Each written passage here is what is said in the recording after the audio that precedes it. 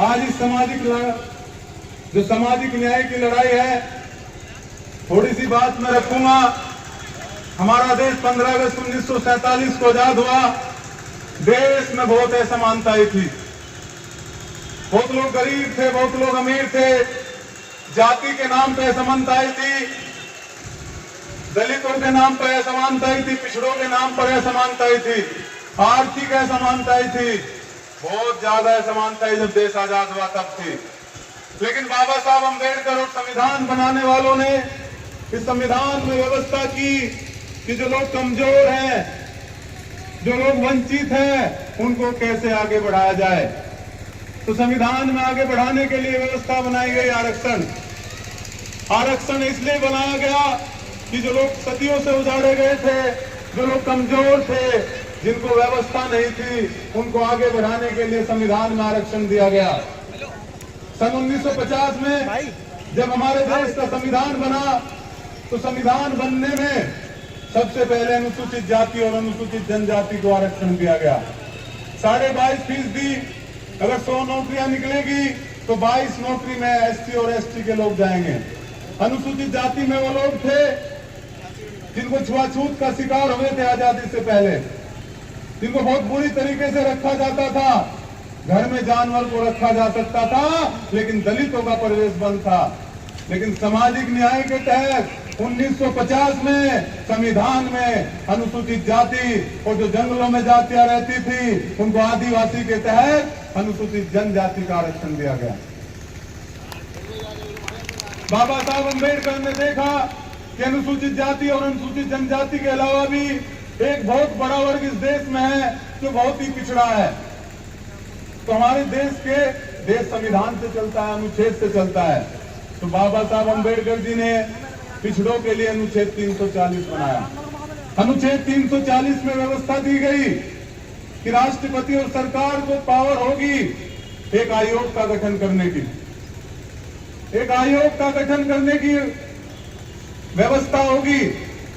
तो 1953 में, बड़े ध्यान से सुनो, जो आपको अधिकार मिले और जो आपको दिए गए, किसने छीने और किसने दिए, इसलिए आपको यहां बुलाया गया है। 1953 में पहला पिछड़ा वर्ग आयोग बना, जिसका नाम था काका कालेलकर आयोग।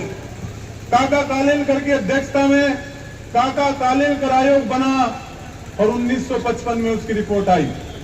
पंडित जवाहरलाल नेहरू प्रधानमंत्री थे। 1955 में रिपोर्ट को दबाया गया। पिछड़ों के साथ सबसे बड़ा धोखा पंडित जवाहरलाल नेहरू कांग्रेस ने 1955 में किया। अगर वो रिपोर्ट 1955 में लागू हो जाती तो आज हम कहां होते, ये पिछड़ी जाति के लोग कहां होते। सबसे पहला नुकसान 1955 में सबसे बड़ा धोखा हुआ। पहली गैर कांग्रेसी सरकार आई 1978 में, इमरजेंसी लगी, मोरारजी देसाई प्रधानमंत्री बने, चौधरी चरण सिंह जी गृह मंत्री थे, तो सामाजिक न्याय की बात करने वाले थे। तो दूसरा पिछड़ा वर्ग आयोग बना। विंदेश्वरी प्रसाद मंडल जो बिहार के मुख्यमंत्री रहे थे, उनकी अध्यक्षता में मंडल कमीशन बना। मंडल कमीशन की रिपोर्ट 1980 में आई। मंडल कमीशन ने कहा कि इस देश में पिछड़ों की आबादी 1931 की जनगणना के आधार पर 52% है। इस देश में आधी आबादी पिछड़ों की है और पिछड़ों को नौकरियों में 27% आरक्षण देने का मंडल कमीशन में कहा गया। 100 में से 27 नौकरी देने के लिए मंडल कमीशन में कहा, लेकिन सरकार फिर बदल गई। इंदिरा गांधी फिर प्रधानमंत्री बनी। 1980 में वो रिपोर्ट दबा दी गई। फिर से इंदिरा गांधी ने, कांग्रेस ने पिछड़ों के साथ दूसरा धोखा किया। इंदिरा गांधी के बाद राजीव गांधी प्रधानमंत्री बनते हैं। राजीव गांधी ने भी वो रिपोर्ट दबा कर रखी। 1990 में भारतीय जनता पार्टी के समर्थन से सरकार बनी। वीपी सिंह प्रधानमंत्री बने। ठाकुर वीपी सिंह, जिन्होंने इतिहास में सबसे बड़ा काम पिछड़ों के लिए किया, और वो भारतीय जनता पार्टी गठबंधन की सरकार थी कि पिछड़ों के लिए 7 अगस्त 1990 को मंडल कमीशन की सिफारिशों को लागू करने की घोषणा की गई। और पिछड़ों के लिए 27% आरक्षण 7 अगस्त 1990 को जारी कर दिया गया। यानी आज के बाद नौकरियों में 27% आरक्षण पिछड़ों को मिलेगा। लेकिन मामला सुप्रीम कोर्ट चला गया। आखिरकार 1992 में जब इसमें बहस हो रही थी, सदन में बहस चल रही थी, मंडल कमीशन जो हमें 1952 में मिलना था वो हमें 1992 में मिला। लेकिन उसमें भी कुछ दिक्कतें रही। उसमें पिछड़े वर्ग में कुछ मजबूत जाति आ गई जिससे कुछ कमजोर जातियों को नहीं मिला। लेकिन ये भी अगर इसके लिए किसी ने सोचा तो राजनाथ सिंह और भारतीय जनता पार्टी की सरकार ने 2001 में सोचा। 2001 में राजनाथ जी मुख्यमंत्री थे। उन्होंने देखा कि पिछड़े वर्ग का आरक्षण कुछ जमींदार वाली जातियां हैं, मजबूत जातियां वो ले रही है, और जो कमजोर जातियां हैं उनको नहीं मिल रहा। और जो दलितों में भी कुछ मजबूत जातियां दलितों का आरक्षण ले रही है, और दलितों की कुछ कमजोर जातियां उनको भी नहीं मिल रहा। तो सामाजिक न्याय समिति का गठन किया। माननीय हुकुम सिंह की अध्यक्षता में सामाजिक न्याय समिति बनी। 2002 में सामाजिक न्याय समिति की रिपोर्ट आई और सामाजिक न्याय समिति में पिछड़े वर्ग को 3 भागों में बांटा गया। 3 भागों में। उस समय यादव सबसे मजबूत हुआ करता था तो 5% यादव को दिया गया, मध्यम जातियों को 9% दिया गया और सबसे कमजोर जातियों को 14% दिया गया। भारतीय जनता पार्टी ने आपको 2002 में 14% दे दिया था। कानून लागू हो गया था, गजट जारी हो गया था। अशोक यादव सुप्रीम कोर्ट चले गए, सुप्रीम कोर्ट से स्टे ले लिया और सरकार से जवाब मांगा गया। जब सरकार का जवाब देने का नंबर आया तो सरकार बदल गई थी। मायावती की सरकार 2003 में बन गई थी। मायावती ने गद्दी पे बैठते ही सबसे पहले आपके उस कानून को रद्द किया। तो मायावती भी कम आपके दुश्मन कम नहीं है। मायावती ने भी आपका सबसे बड़ा नुकसान उस कानून को रद्द करके किया है। आज 22 साल हो गए वो कानून अगर लागू होता तो 14% में कितने बच्चे आपके डीएम बनते, कितने बच्चे आपके कलेक्टर बनते, कितने आपके दरोगा बनते, सिपाही बनते।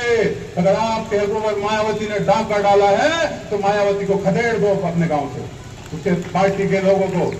हम लोगों भारत माता की, भारत माता की। सबसे ज्यादा अगर राजनाथ सिंह जी ने हमें दिया था।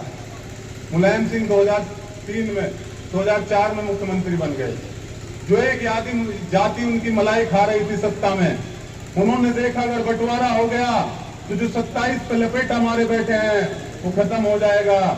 तो उन्होंने पिछड़ी जातियों को 17 जातियों को पकड़ा। कश्यप समाजपाल, कश्यप प्रजापति और राजभर निषाद बिंद, इन 17 जातियों को आज चलो तुम्हें एससी में शामिल किया जाएगा। और हमें झूठ मूठ करके एससी का शामिल करने को लेकर हमें दूसरी लाइन पे चला दिया जिससे कि पिछड़ों की लड़ाई कमजोर हो जाए। तो मुलायम सिंह भी कम दुश्मन नहीं है, ये साइकिल भी कम दुश्मन नहीं है। सच्चाई है कि नहीं भाई? तो मायावती ने नुकसान किया कि नहीं किया? सबसे ज्यादा नुकसान कांग्रेस ने किया कि नहीं किया? दूसरा नुकसान मायावती और साइकिल ने किया। 2014 में मोदी जी प्रधानमंत्री बने। इस देश के पहले पिछड़ों के बेटे आपके वर्ग से, पिछड़े वर्ग से बनने वाले सबसे पहले भारतीय जनता पार्टी ने एक पिछड़े वर्ग को 2014 में प्रधानमंत्री बनाया, जिन्होंने आज देश को कहां ले जाया। और 2017 में मोदी जी ने इस आरक्षण के लिए तीसरा पिछड़ा वर्ग आयोग बनाया आजादी के बाद। पहला काका कालेलकर बना, दूसरा मंडल आयोग बना, तीसरा रोहिणी कमीशन बना गया 2 अक्टूबर 2017 को। रोहिणी कमीशन क्यों बनाया गया? कि आरक्षण का बंटवारा सही नहीं हो रहा पिछड़ी में, इसका सही बंटवारा हो, कमजोर जातियों को अलग रखा जाए, मजबूत जातियों को अलग रखा जाए। रोहिणी कमीशन की रिपोर्ट पिछले साल 31 अगस्त 2023 को आ गई है। अब वो रिपोर्ट मोदी जी ने उस पर काम किया और मोदी जी ने उसको बनवाया। जो पिछड़ा वर्ग आयोग है उसको संवैधानिक दर्जा देने का काम नरेंद्र मोदी जी ने 2018 में किया। सबसे पहला ऐतिहासिक काम। योगी जी जो आज सूबे के मुख्यमंत्री हैं, उन्होंने भी पिछड़ों के लिए सबसे ज्यादा सोचा।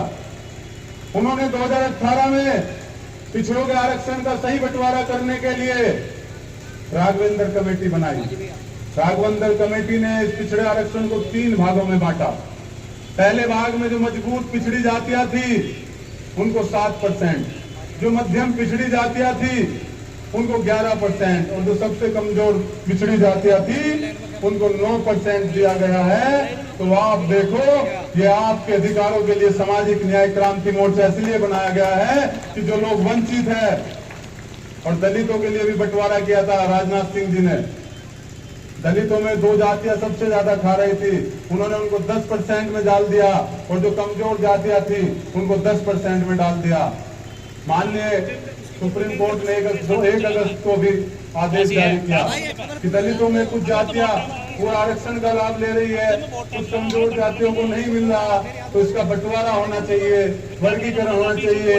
और उसके आदेश के अनुसार हमारे बगल के राज्य हरियाणा में हमारे मुख्यमंत्री भारतीय जनता पार्टी के नायब सिंह सैनी ने 18 सितंबर 2024 को देश का सबसे बड़ा ऐतिहासिक फैसला करते हुए दलितों को 2 कैटेगरी में बांटा। मजबूत दलित जातियों को 10%, कमजोर दलित जातियों को 10% देने का ऐतिहासिक काम भारतीय जनता पार्टी ने हरियाणा में किया। यूपी में